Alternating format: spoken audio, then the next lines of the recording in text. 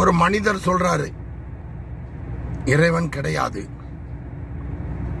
நீங்க அந்த வார்த்தையை நம்புறீங்களோ இல்லையோ அது உங்க இஷ்டம். ஆனா அவர் ஒரு மனிதர் என்கிற முறையில் நம்ம அவருக்கு மரியாதை கொடுக்கணும். இன்னொரு மனிதர் சொல்றாரு இறைவன் இருக்கிறான். இந்த வார்த்தையை நீங்க நம்புறீங்களோ இல்லையோ ஆனா அவர் சொன்னவர் ஒரு மனிதர் இல்லையா, அவர் கண்டிப்பா நம்ம மரியாதை கொடுக்கணும். ஏன்னா மனிதன் மாண்போடு வாழணும் இல்லையா. அந்த வார்த்தையை எடுக்கிறதும் எடுக்காததும் அது உங்க இஷ்டம். இதுல நான் சொல்ல போறது என்ன தெரியுமா, அவர் சொன்னது இறைவன் இருக்கிறான், இன்னொரு சொன்னவர் இறைவன் இல்லைன்னு. இந்த ரெண்டு பேருக்கும் நம்ம மரியாதை கொடுத்து பேசலாம்.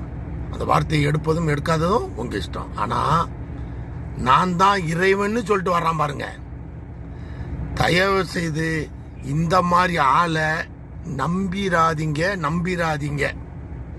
இங்கதான் வினையே இருக்கு. நன்றி.